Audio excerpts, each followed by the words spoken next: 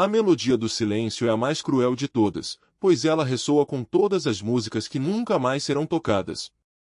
Ana, seus olhos, antes espelhos de um céu noturno estrelado, agora refletiam apenas a cinzenta tapeçaria de um dia sem sol. No pequeno apartamento, um eco de pobreza se manifestava em cada móvel desgastado, em cada fio solto do tapete puído. As paredes, desnudas de quadros, pareciam guardar as histórias de um passado grandioso que se desfez em pó, levando consigo a melodia que um dia embalou seus sonhos. Ela, uma alma antes vibrante, uma artista que transformava notas em pura emoção, agora encontrava consolo apenas no chafrio e na vista monótona da janela que dava para um beco estreito. Seu violino, um presente de seu avô, repousava empoeirado no canto, uma relíquia de um tempo onde a música não era apenas som, mas o próprio ar que ela respirava. Em contraste, na outra ponta da cidade, os arranha-céus arranhavam o céu com sua arrogância de vidro e aço. Lá, onde o dinheiro falava mais alto que qualquer sinfonia, Marco vivia. Um nome que, para Ana, era um espectro, uma ferida ainda aberta. Ele, que um dia foi o partner perfeito para sua música, o amor de sua vida, o homem que cantava as letras que ela compunha com a alma. Ele era, então, tão humilde quanto ela, sonhando em pequenas praças, sob a luz de postes vacilantes, com o som de um violão e uma voz. Mas o tempo e o sucesso haviam esculpido nele uma nova face, uma máscara de opulência e desprezo pelo passado. Ele se tornará o maestro de uma orquestra de milhões, um empresário da música que esmagava talentos emergentes com a mesma facilidade com que um violinista destrói uma nota dissonante. A notícia de seus feitos grandiosos chegava a Ana através de revistas amassadas que ela encontrava na lixeira da padaria, sempre ilustradas com fotos dele, sorrindo com um cinismo sutil, cercado por uma corte de bajuladores. A imagem de um Marco transformado, banhado em luzes de holofotes e rodeado por luxo, era um contraste chocante com a sua própria realidade, onde a maior luz era a da lâmpada de querosene quando a eletricidade falhava. A dor não era apenas a perda de um amor, mas a perda de um ideal, de uma crença na pureza da arte e na indissolubilidade dos laços verdadeiros. Ela se perguntava se a riqueza corrompia a alma ao ponto de apagar as memórias, de reescrever a história. Onde estava o Marco que lhe prometeu um dueto para a eternidade, que lhe dedicou a primeira canção que fez sucesso nas rádios comunitárias? Onde estava aquele brilho nos olhos que só a música em conjunto podia despertar? O cheiro de pó e de mofo no seu apartamento parecia impregnar a sua própria existência. Se a música é uma linguagem universal, por que a dela havia sido silenciada de forma tão brutal? Ela pegou o violino, passou o dedo pela poeira acumulada, e uma nota fantasma pareceu vibrar em sua memória, um som de promessa e de adeus. Comenta aqui o que você faria nessa situação. Você acha que ele merecia isso? A vida, para Ana, era agora uma partitura incompleta, cheia de pausas e silêncios ensurdecedores. Ela se arrastava pelos dias, dando aulas particulares de música para crianças que mal compreendiam a alma por trás das notas, uma ironia cruel para alguém que antes vivia para expressar a sua própria. O dinheiro mal dava para as despesas básicas, e a cada conta atrasada, a lembrança da opulência de Marco tornava-se um punhal mais afiado em seu peito. A arrogância dele era palpável mesmo à distância, visível nos artigos de jornal que falavam de seus novos empreendimentos, de suas festas extravagantes, de sua coleção de carros de luxo. Ele era a personificação da riqueza que ela desprezava, o vazio por trás do brilho. Ela, em sua humildade forçada, ainda tentava encontrar beleza nos pequenos detalhes, no canto de um pássaro na janela, na risada inocente de uma criança que aprendia um acorde, na persistência de uma flor que nascia entre as rachaduras do asfalto. Mas a verdade é que a alegria era um visitante raro, e a solidão, uma companhia constante. Um dia, ao passar por uma loja de eletrônicos, uma tela de televisão exibia um videoclipe de sucesso. A música era vibrante, cheia de energia, e a voz era inconfundível. Era Marco. Ele cantava, com uma paixão que Ana um dia conheceu, uma canção que falava de um amor perdido, de um reencontro improvável. Mas as palavras, que pareciam tiradas de seu próprio diário secreto de composições, eram apresentadas com uma nova roupagem, um brilho comercial que a fazia engolir em seco. A letra era quase idêntica àquela que ela e Marco haviam escrito juntos, nos tempos em que o único luxo deles era um caderno de notas e um violão compartilhado sob a luz das estrelas.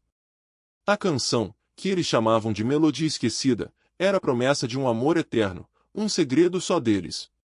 Vê-lo cantá-la como se fosse sua própria criação, sem qualquer menção a ela, sem um pingo de reconhecimento, foi como ser golpeada por uma onda gelada. O coração dela apertou, uma mistura de raiva, tristeza e uma traição avassaladora. Ele não apenas a deixou, ele roubou a sua história, a sua essência. Você acha que ele merecia isso? Ana sentiu o desprezo de sua parte subir a garganta. O homem que ela amou, o artista humilde que sonhava em levar sua música ao mundo com ela, transformou-se em um lobo em pele de cordeiro, devorando memórias e transformando-as em lucro. A riqueza dele não era apenas material, era uma riqueza de audácia, de descaramento. As crianças que Ana ensinava, com seus violinos pequenos e sorrisos desdentados, eram o último resquício de sua conexão com a música em sua forma mais pura. Elas não se importavam com fama ou fortuna, apenas com a alegria de produzir um som, por mais imperfeito que fosse. Essa inocência era o único bálsamo para a ferida que Marco havia reaberto. Mas a visão daquele clipe, daquele sucesso roubado, reacendeu uma chama que ela achava extinta, a chama da justiça. Não era mais apenas sobre a dor da perda, mas sobre a verdade que havia sido silenciada. Se essa história já te prendeu, continua comigo. A raiva, por vezes, é o motor mais potente para a alma cansada. Ana sentiu-a borbulhar em suas veias, um fogo que queimava a letargia de anos. As melodias esquecidas, sendo entoada por Marco, agora um hino de sua ascensão, era prova viva de sua traição, não apenas a ela, mas à própria arte. A canção, um lamento sobre um amor perdido e a esperança de reencontro, era irônica nas mãos dele, transformando-se num grito de triunfo pessoal e na pilhagem de uma história que não lhe pertencia mais sozinho. A memória vívida de como compuseram cada verso, cada acorde, as noites sob a luz bruxuleante de um lampião, sentados num banco de praça, as risadas e os olhares cúmplices, tudo isso agora era profanado. Ele não roubara apenas uma música, ele roubara a intimidade de uma criação compartilhada, a alma de um amor nascente. A humildade que os unia, a paixão pela música pura, sem as ampas da comercialização, parecia um sonho distante. A dor da pobreza que a acompanhava, o constante lembrete da sua própria insignificância no vasto e cruel mundo da música, contrastava violentamente com a vida de Marco, exibida nas telonas com uma ostentação que beirava o obsceno. Ele havia se tornado a personificação de tudo que eles, em seus dias de juventude e idealismo, prometeram combater. A cada nota da melodia esquecida que chegava aos seus ouvidos, Ana via flashes de seus próprios manuscritos, rabiscados em folhas de caderno amareladas, guardados como tesouros, com a letra de ambos misturada em harmonia. Aquelas folhas, o único registro palpável de sua autoria conjunta, eram agora seu maior trunfo, ou talvez, sua última esperança. Ela se lembrou de uma vez em que Marco, em um acesso de entusiasmo juvenil, havia assinado o nome dela ao lado do dele em cada página, prometendo que o mundo reconheceria o talento de ambos. Uma promessa vazia, um juramento desfeito. Seu coração, antes um arquivo de mágoas silenciosas, começou a bater com uma nova determinação. A resignação deu lugar a uma coragem que ela não sabia que possuía. A injustiça era grande demais para ser ignorada. Ela não podia permitir que ele, em sua arrogância e em seu trono de riquezas, pisoteasse a memória do que eles foram, do que eles criaram juntos. A melodia não era apenas dele, era dela também, e o amor, mesmo que ferido, tinha uma voz que precisava ser ouvida. O que ela faria não era por vingança, ela dizia a si mesma, mas por verdade, por respeito à sua própria história e ao legado que eles haviam construído quando a única moeda que possuíam era a paixão. Ela olhou para o violino empoeirado, não mais como um monumento ao passado perdido, mas como uma arma silenciosa, uma ferramenta de renascimento. Comenta aqui o que você faria nessa situação. O peso da decisão era imenso, mas a força da injustiça era ainda maior. Ana, com um misto de tremor e determinação, começou a desenterrar as relíquias de seu passado. Caixas empoeiradas, diários de couro surrado, partituras manuscritas com a caligrafia de ambos. Cada item era uma cápsula do tempo, um fragmento de um amor que parecia ter morrido, mas que, sob a luz da traição de Marco, renascia em um propósito diferente. A humildade de sua condição, que antes parecia uma prisão, agora lhe dava uma estranha liberdade. Ela não tinha nada a perder, exceto sua própria dignidade e a verdade de sua arte. A arrogância de Marco, tão visível em suas entrevistas e aparições públicas, alimentava o fogo em seu peito. Ele falava de sua jornada com um ar de autossuficiência, como se o sucesso fosse apenas fruto de seu gênio solitário, ignorando a mão que o ajudou a moldar suas primeiras notas, a voz que o incentivou quando o desânimo batia. A vida de luxo que ele desfrutava, os jatos particulares, as mansões, as festas que esbanjavam fortunas, eram um contraste gritante com a xícara de chá que Ana segurava, o calor que mal chegava a aquecer suas mãos.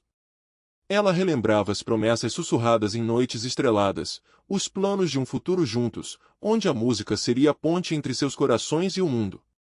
A melodia esquecida era o hino dessas promessas, o selo de um pacto. E agora, aquele pacto era uma mentira cantada em grandes palcos.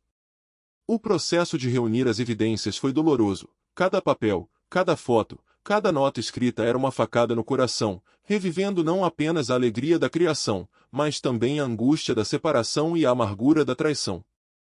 Ela encontrou uma fotografia antiga, desbotada pelo tempo, deles dois jovens, sorrindo inocentemente, com o violão de Ana entre eles. Marco, na foto, tinha um olhar de pura admiração por ela, um olhar que parecia impossível ser o mesmo do homem nas revistas. Essa imagem, tão cheia de um amor perdido, foi o que mais a impulsionou. Se essa história já te prendeu, continua comigo. A redenção, para Ana, não seria a recuperação do amor, pois sabia que o coração dele havia se fechado para ela há muito tempo, substituído pela ambição e pela ganância. A redenção seria a restauração de sua própria voz, de sua própria história, de sua própria dignidade como artista. Era uma batalha não por fortuna, mas por verdade. Ela procurou por um antigo amigo, um advogado idealista que um dia compartilhou dos mesmos sonhos musicais que eles. João, um homem de princípios, que, apesar de nunca ter alcançado a fama na música, encontrou propósito em defender os oprimidos. Ele, ao ouvir a história de Ana e ver as provas, sentiu a mesma indignação. A causa de Ana se tornou a causa de João, uma luta contra a máquina de marketing de Marco, contra sua vasta riqueza e sua influência.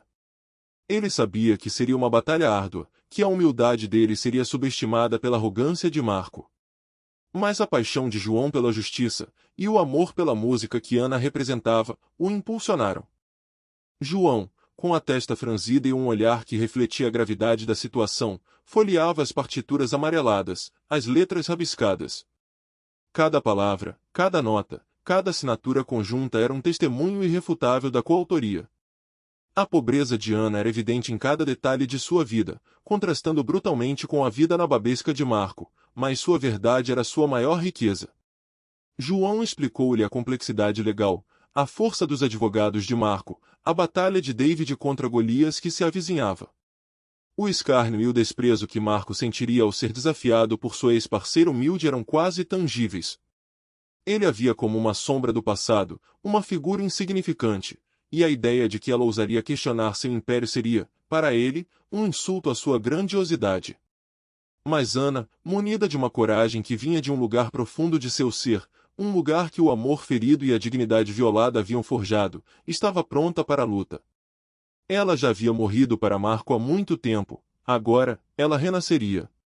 João preparou os documentos, a notificação legal que seria entregue a Marco, um ato que, para Ana, era mais simbólico do que qualquer outra coisa. Era o resgate de sua voz, o grito abafado de uma melodia esquecida. A tensão era palpável no ar quando a data da entrega foi marcada. A pequena sala de João, com livros empilhados e uma atmosfera de esforço e dedicação, era o epicentro de uma revolução silenciosa. Ana passava os dias repassando as memórias, afiando cada lembrança, cada detalhe que pudesse servir como arma em sua batalha.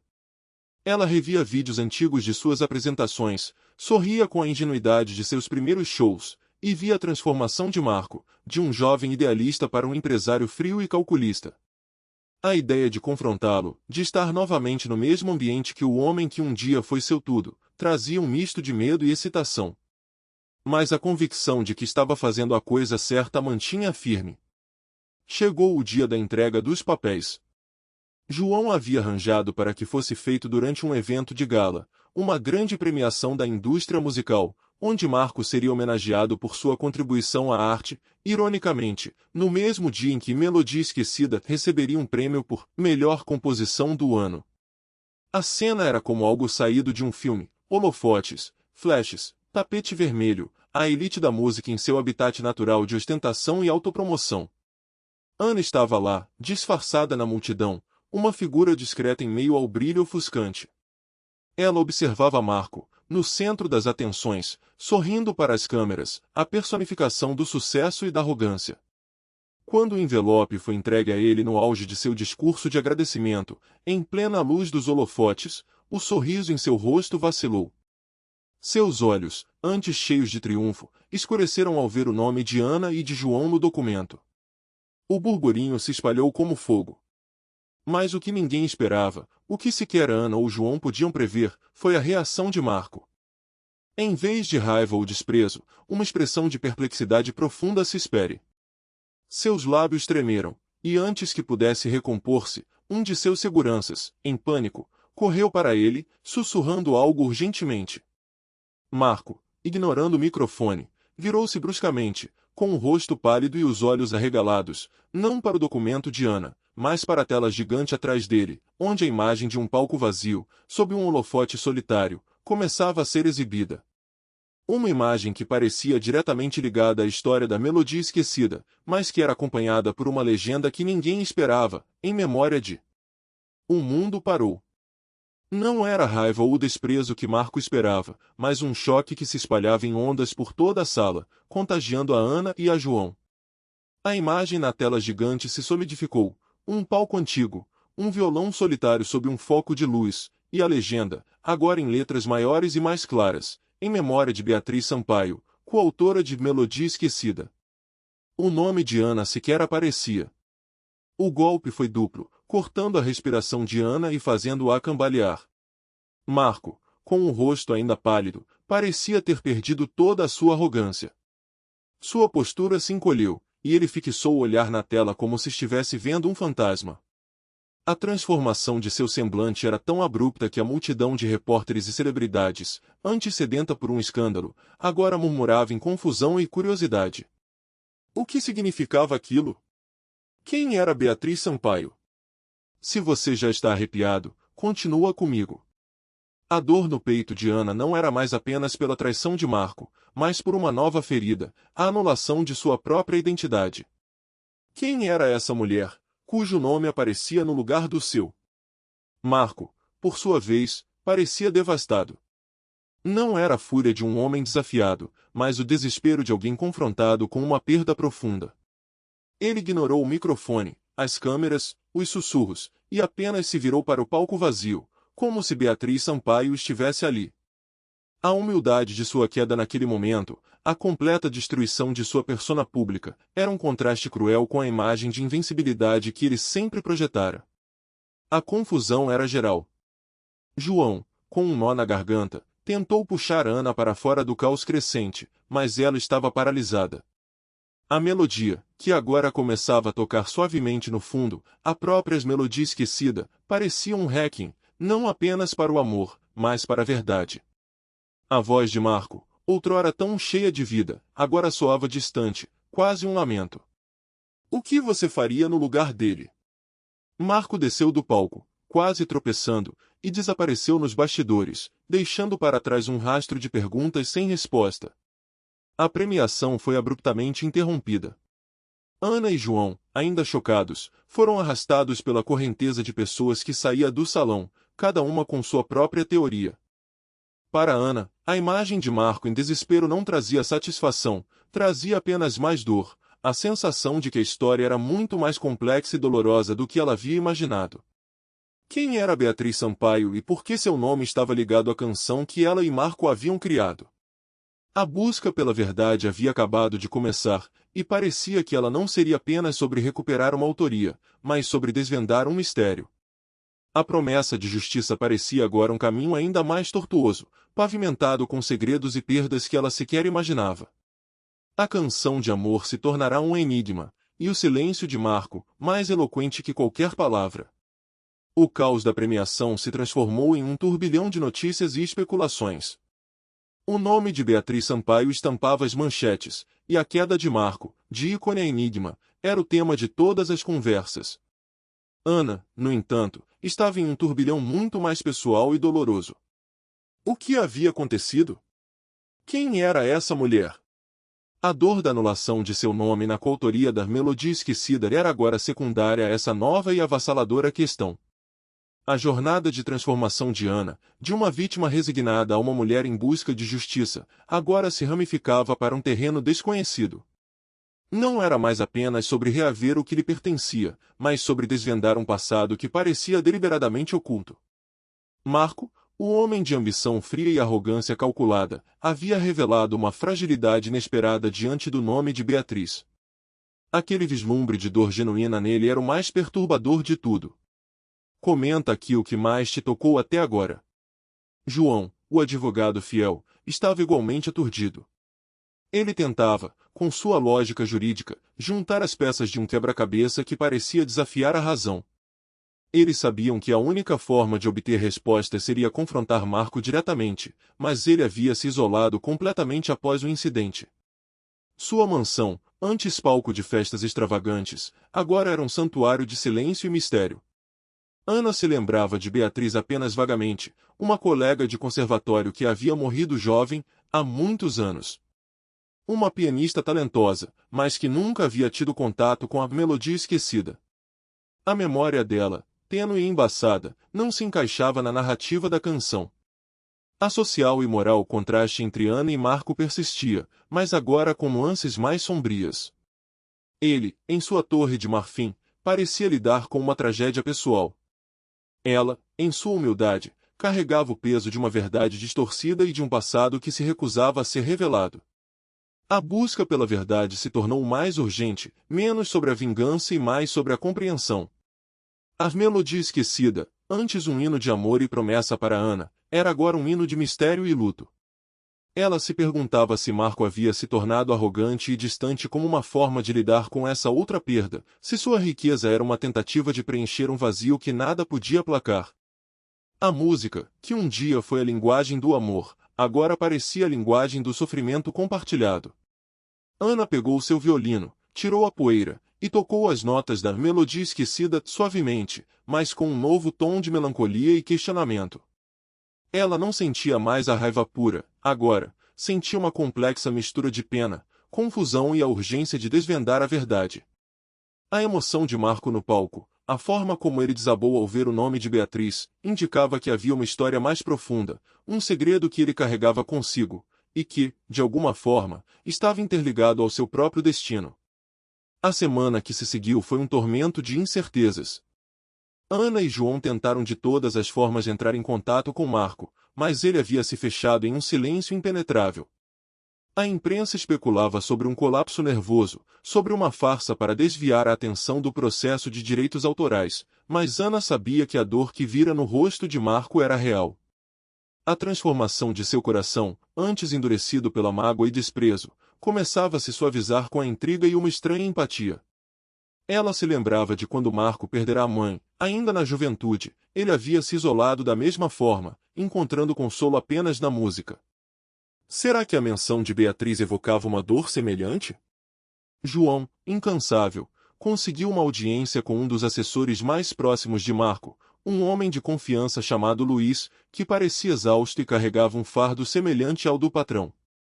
Luís, após muita insistência e vendo a sinceridade no olhar de Ana, concordou em revelar parte da história, mas sob a condição de total sigilo. Se você já está arrepiado, continua comigo. Luís contou que Beatriz Sampaio não era apenas uma colega de conservatório, mas a irmã mais nova de Marco. Uma jovem talentosa, que idolatrava o irmão e Ana, e que sonhava em ser cantora. Ela era a inspiração por trás de muitas das letras que Marco e Ana compunham, uma musa que trazia leveza e melodia para a vida deles. A melodia esquecida era, de fato, a canção favorita de Beatriz, e ela tinha o hábito de cantarolar seus versos enquanto Ana e Marco a criavam. O twist, o golpe que havia desestruturado a vida de Marco, foi que Beatriz havia falecido tragicamente há alguns anos, vítima de um acidente.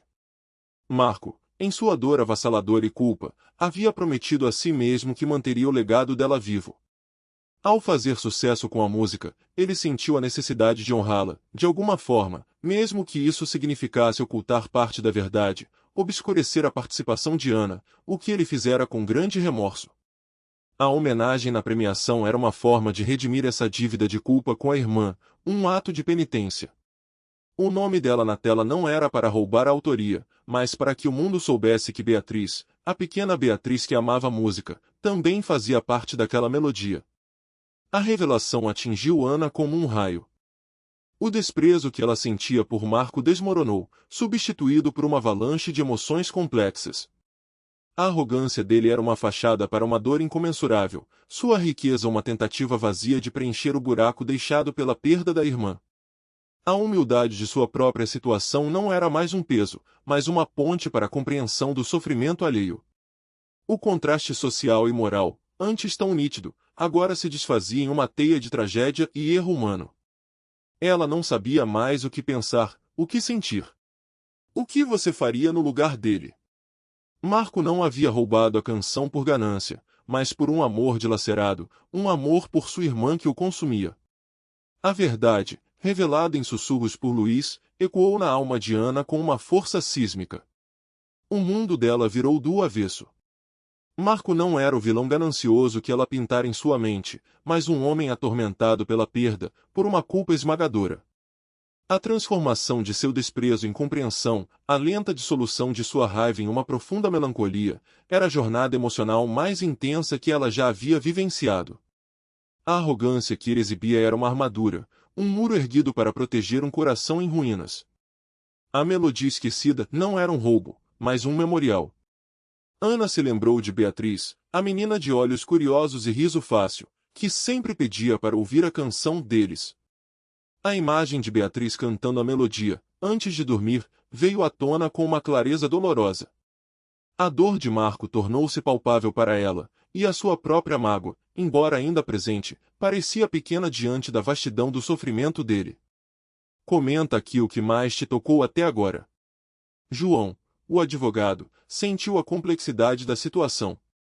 A questão legal dos direitos autorais agora parecia secundária diante da tragédia humana que se revelava. A moralidade da situação era intrincada. Marco havia, de fato, creditado a Beatriz parte da autoria, mesmo que isso implicasse silenciar Ana, mas o fizera movido por um luto profundo, não por malícia. A humildade de Ana, em sua busca inicial por justiça, agora se confrontava com a tragédia de Marco, um homem rico em posses, mas desolado em espírito. O contraste entre a pobreza material de Ana e a riqueza doentia de Marco ganhava uma nova dimensão, mostrando que a verdadeira riqueza, ou a verdadeira pobreza, estava na alma. Ana precisava falar com Marco. Não para confrontá-lo legalmente, não para exigir seu crédito, mas para entender completamente, para talvez, de alguma forma, oferecer um consolo que só alguém que também havia amado a melodia esquecida e Beatriz poderia dar. A promessa de uma redemption começou a surgir, não apenas para Marco, mas para ela mesma, para a restauração de sua fé na humanidade, no poder da arte e do perdão. Ela sentia que o amor, mesmo o amor que parecia ter morrido, podia encontrar um caminho de volta, não como paixão romântica, mas como empatia, como conexão humana. O passado, antes uma fonte de amargura, agora era uma ferida compartilhada.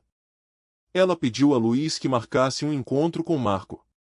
Não em um tribunal, não em um escritório, mas em um lugar neutro, onde pudessem conversar longe dos holofotes e das expectativas. Luís, vendo a genuína intenção de Ana, concordou, esperançoso de que esse encontro pudesse trazer algum tipo de paz para seu patrão, que estava definhando em seu isolamento. O silêncio de Marco era um grito de dor, e Ana sentia que talvez ela, com sua própria história de perda e resiliência, pudesse ser a única capaz de ouvi-lo. A música, que os uniu e os separou, agora tinha o potencial de curá-los. O encontro foi marcado para o antigo conservatório onde Ana, Marco e Beatriz haviam passado seus dias de juventude, um lugar impregnado de memórias, de risos e de acordes que ressoavam em suas almas. Era um cenário neutro, mas carregado de significado. Ana chegou primeiro, seu coração batendo um ritmo ansioso. O prédio, um tanto decadente agora, mas ainda com a nobreza de suas paredes antigas, parecia respirar as histórias de tantos sonhos musicais. Ela sentou-se em um banco de madeira no auditório vazio, as cadeiras de veludo empoeado ao seu redor, imaginando os concertos, as apresentações de fim de ano. Marco apareceu. Ele não era o homem arrogante das revistas, nem o empresário impecavelmente vestido que ela vira na premiação. Ele estava visivelmente mais magro, seus olhos fundos, o cabelo despenteado, e vestia roupas simples, quase gastas. Ele parecia ter envelhecido 10 anos em uma semana. A riqueza, o sucesso, nada disso parecia ter lhe trazido consolo. Ele era apenas um homem quebrado. A humildade em seu semblante era quase chocante, um contraste brutal com a imagem pública que ele cultivava. Ana sentiu um aperto no peito, uma mistura de tristeza e compaixão. As palavras, que antes pareciam tão fáceis em sua mente, agora se recusavam a sair. Marco sentou-se a uma distância respeitosa, o olhar fixo no palco vazio. Ana, ele disse, sua voz rouca, quase um sussurro. Eu sinto muito. As palavras eram simples, mas carregadas de um peso que Ana pôde sentir. Ele não estava se desculpando pelo processo, pela autoria, ele estava se desculpando pela dor, pelo silêncio, pelo abandono. A redenção parecia começar ali, naquele pedido sussurrado. Eu não sabia o que fazer depois que Beatriz se foi. A música era a única coisa que me conectava a ela. E a melodia esquecida era a favorita dela. Eu não queria que ela fosse esquecida, não queria que o mundo esquecesse que ela existiu, que ela sonhou conosco. Ele confessou a culpa que o consumia, a forma como se agarrou à canção como um náufrago a um pedaço de madeira. A arrogância que ele mostrava ao mundo era apenas uma forma de mascarar sua própria vulnerabilidade, seu medo de ser visto como fraco, de ser novamente ferido. Ele contou sobre as noites de insônia, os pesadelos, a forma como a culpa de ter escondido a verdade de Ana e de ter usurpado a sua coautoria o estava corroendo por dentro. O contraste moral entre eles, antes tão claro, agora era uma paisagem de cinzas e perdão. A tristeza em seu olhar era genuína, e Ana não pôde deixar de sentir que, de alguma forma, a música havia se tornado um fardo para ele, uma lembrança constante de uma perda irreparável. Ela pegou o violino que havia trazido consigo, sem dizer uma palavra.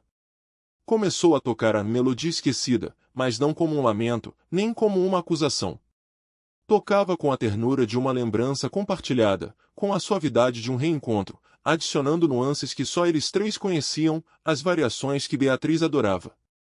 Marco levantou a cabeça, seus olhos marejados, fixos no violino. A música preencheu o auditório vazio, uma ponte entre o passado e o presente, entre a dor e a possibilidade de cura. Ele fechou os olhos, as lágrimas escorrendo pelo rosto, e, de repente, abriu a boca e começou a cantar, juntando-se à melodia de Ana. Sua voz, outrora tão poderosa, agora era frágil, carregada de toda a sua dor, toda a sua culpa. Era um dueto improvisado, um momento de pura vulnerabilidade e conexão. A música deles, a canção de amor e perda, pairava no ar. Quando a última nota se dissolveu no silêncio, Marco abriu os olhos e olhou para Ana, com uma expressão de desamparo e esperança, uma pergunta silenciosa: seria possível, depois de tudo, encontrar perdão no som de uma melodia compartilhada? Ou o abismo entre eles era grande demais para ser superado? O silêncio que se seguiu à última nota da melodia esquecida não era mais o vazio ensurdecedor que Ana conhecia, mas um espaço de cura, um bálsamo para as feridas abertas de ambos. Aquele dueto improvisado no auditório do conservatório não era apenas uma performance, era uma confissão, um lamento e, talvez, o início de uma redenção. Marco, com os olhos vermelhos e inchados, mas agora com um brilho de algo que se assemelhava à paz, olhava para Ana. A arrogância havia desaparecido por completo, substituída por uma vulnerabilidade que o tornava um estranho, e ao mesmo tempo, o homem que ela um dia conheceu. Ele estendeu a mão, hesitante, e Ana a segurou. Era um aperto firme, um pacto silencioso de compreensão e de um perdão que transcendia as palavras. A humildade de Marco naquele momento, o homem que havia construído um império, mas que se desfazia diante dela, era a prova mais poderosa de sua transformação. Ele não buscava justificativas, apenas a aceitação de sua dor e a chance de, talvez, consertar o que havia quebrado. A melodia esquecida era agora não apenas a canção de Beatriz, mas a ponte que reconectava dois corações há muito tempo separados pelo orgulho e pelo mal-entendido. Se essa história te emocionou, compartilha com alguém que precisa ouvir isso. Eles conversaram por horas, sentados no palco vazio, sob a luz fraca que filtrava pelas janelas do conservatório. Marco contou tudo, os detalhes da morte de Beatriz, o impacto devastador em sua vida, a culpa por não ter passado mais tempo com ela, a promessa de nunca deixar sua memória se apagar. Ele revelou como o sucesso e a riqueza se tornaram uma prisão dourada, uma forma de esconder sua tristeza e preencher um vazio que só aumentava. Ele confessou o remorso por ter negligenciado Ana, por ter deixado sua própria dor obscurecer a verdade da coautoria. A sinceridade em suas palavras era inegável. Ana, por sua vez, compartilhou a sua própria jornada de dor, de como a perda do amor e a percepção de sua traição a haviam transformado em uma sombra de si mesma. Ela falou sobre o violino empoeirado, sobre a dificuldade de encontrar alegria na música novamente, sobre o contraste entre sua vida simples e a ostentação dele que a fazia sentir-se diminuída. Mas agora, a raiva havia sido substituída por uma profunda compaixão. Eles eram, de formas diferentes, sobreviventes de uma mesma tragédia. O amor que eles sentiram um pelo outro havia mudado de forma, de um amor romântico para uma conexão de almas que entendiam a dor um do outro. A redenção de Marco estava em sua confissão e em sua busca por perdão. A redenção de Ana estava em sua capacidade de perdoar, de ver além da fachada e de reconhecer a humanidade em seu antigo amor. A ideia de justiça poética começou a tomar forma. Não era sobre Marco perder sua fortuna ou sua carreira, mas sobre a verdade ser restaurada, sobre o legado de Beatriz ser celebrado de uma forma que honrasse a todos. A conversa no conservatório foi um divisor de águas. O passado, antes uma fonte de amargura, agora era um terreno comum de cura. Marco, com o peso de anos de culpa aliviado, propôs a Ana uma parceria.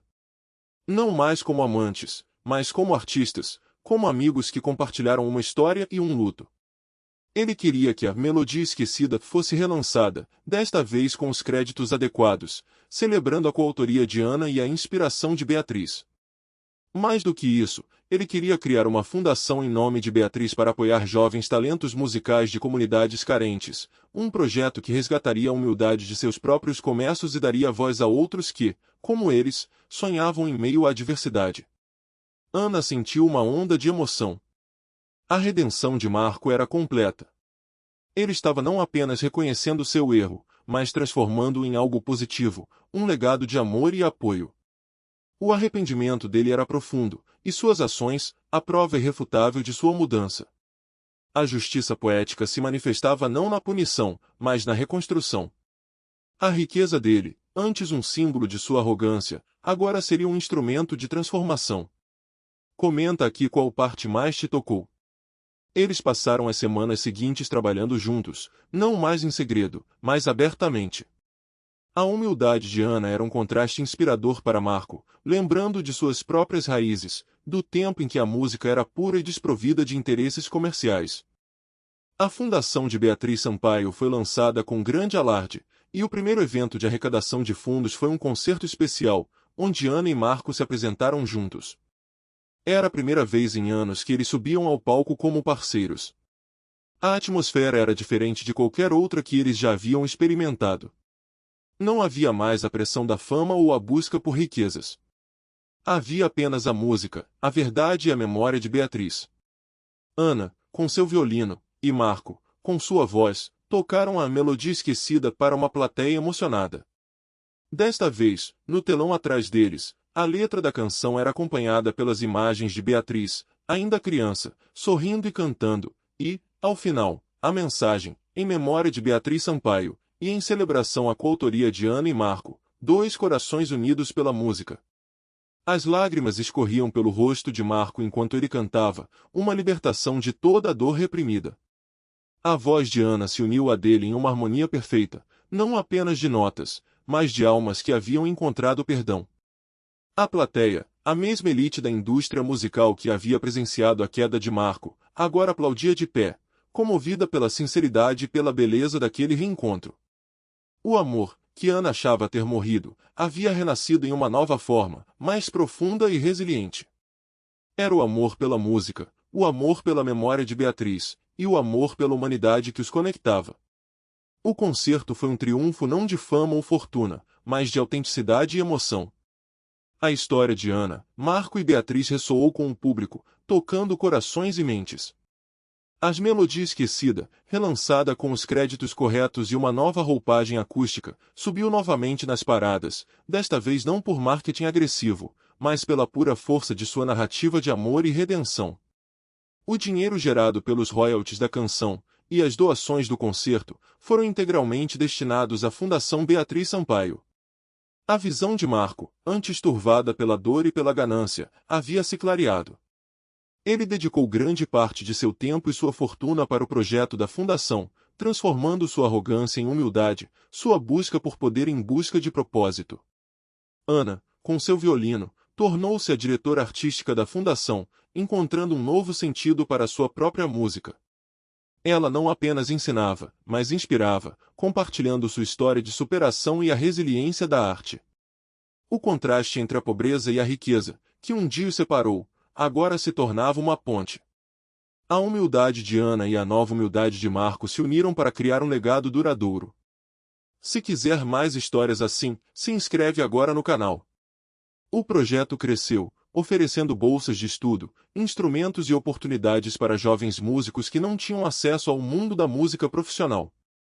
A essência da fundação era a mesma que Marco e Ana compartilhavam em seus primórdios, a paixão pela música pura, livre das amarras do comercialismo, e o poder de transformação que ela podia ter na vida das pessoas. Eles se reencontraram com outros amigos do passado, pessoas que haviam testemunhado o início de seu amor e de sua jornada musical, e que agora viam com alegria a renovação de sua parceria. A redenção de Marco era visível em cada gesto, em cada sorriso sincero, em cada vez que ele falava com os jovens talentos, compartilhando não apenas sua experiência, mas também sua própria história de erros e arrependimento. Ana, por sua vez, floresceu. Sua música recuperou o brilho, sua alma, a leveza. O amor que ela achava ter morrido não era o amor romântico, mas a fé no amor, a crença na capacidade humana de se reerguer, de perdoar e de construir algo belo a partir das cinzas da dor. A história de Beatriz, a jovem musa que inspirou a canção, vivia não apenas na melodia, mas nos sonhos de cada criança que pegava um instrumento pela primeira vez, graças à fundação que levava seu nome. O círculo se fechava, e a justiça poética se realizava em cada nota tocada, em cada sorriso de esperança. A Fundação Beatriz Sampaio se tornou um farol de esperança na indústria musical. O escritório de Marco, antes um bastião de negócios frios e calculistas, foi parcialmente transformado em um espaço colaborativo para a fundação, onde jovens músicos podiam ensaiar, aprender e sonhar. Ele manteve seus negócios, sim, mas com uma nova ética, um novo propósito, sempre lembrando da lição de humildade que a vida e Ana lhe ensinaram. Ana e Marco não reacenderam seu romance. O amor deles havia evoluído para algo mais profundo e duradouro, uma amizade inabalável, um respeito mútuo e uma parceria artística e humanitária que os unia de uma forma que o amor romântico talvez não pudesse sustentar. Eles eram almas gêmeas de propósito, unidos pela música e pela memória de Beatriz. Se essa história te emocionou, compartilha com alguém que precisa ouvir isso. A cena final, muitas vezes, os mostrava juntos, mas em harmonia, em um palco modesto de um evento da fundação, ou em uma das aulas que Ana ministrava, com Marco presente, observando com um sorriso sereno. Ele era o apoio silencioso, o pilar que permitia a luz de Ana e de outros talentos brilhar. A redenção dele não foi um evento único, mas um processo contínuo de serviço e autoconhecimento. Ele aprendeu que a verdadeira riqueza não estava nas contas bancárias, mas no impacto positivo que se podia ter na vida das pessoas. Ana, Por sua vez, encontrou seu lugar de volta no mundo da música, não como uma estrela pop, mas como uma mentora, uma compositora de alma, cuja música era uma mensagem de esperança. Seus olhos, antes cinzentos, agora brilhavam com a luz de uma fé renovada. Ela, que achou que o amor havia morrido, percebeu que o amor apenas havia se transformado, expandido, abrangendo não apenas um relacionamento, mas a comunidade, a arte e a capacidade de perdoar. O legado de Beatriz não era apenas uma canção, mas uma fundação que continuava a tocar vidas, provando que a música tinha o poder de transcender a dor e de construir pontes onde antes havia abismos.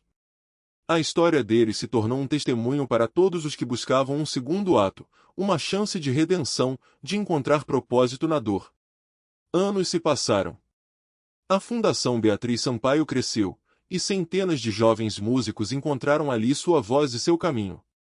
Ana e Marco, agora mais velhos, mas com a sabedoria e a serenidade que a vida e suas provações lhes trouxeram, eram figuras respeitadas e amadas. Eles se viam com frequência, não com a paixão de um amor perdido, mas com a cumplicidade de quem compartilhou uma jornada extraordinária. As Melodia Esquecida tornou-se um hino de superação, tocada por orquestras, aprendida em escolas de música, e reconhecida como um marco de composição conjunta. A canção, que quase os separou para sempre, agora era o elo mais forte entre eles, e o legado mais belo de Beatriz. A moral da história era clara: a humildade, o perdão e o amor verdadeiro, mesmo que transformado, eram os pilares para uma vida plena. A arrogância e a ganância podiam trazer riquezas materiais, mas a verdadeira paz só era encontrada na conexão humana e na capacidade de reconhecer e corrigir os próprios erros. Comenta aqui qual parte mais te tocou. Em uma última cena, Ana está no palco da fundação, uma sala de concertos modesta, mas cheia de vida. Ela pega seu violino, agora um instrumento bem cuidado e amado, e começa a tocar a Melodia Esquecida. Marco está na primeira fila, um sorriso melancólico, mais sereno, em seu rosto. Os olhos deles se encontram. Não há palavras, apenas a música que flui entre eles, uma conversa silenciosa de anos de história, de dor, de cura e de redenção. A plateia é formada pelos jovens músicos que a Fundação ajudou, seus olhos brilhando com a mesma esperança que um dia Ana e Marco partilharam. A canção termina. Os aplausos são calorosos e sinceros. Ana olha para Marco, e ele acena com a cabeça, um gesto de respeito e amor que transcende o tempo. Se quiser mais histórias assim, se inscreve agora no canal. Porque às vezes, o amor não morre, ele se transforma, e a música se torna cansa para sempre.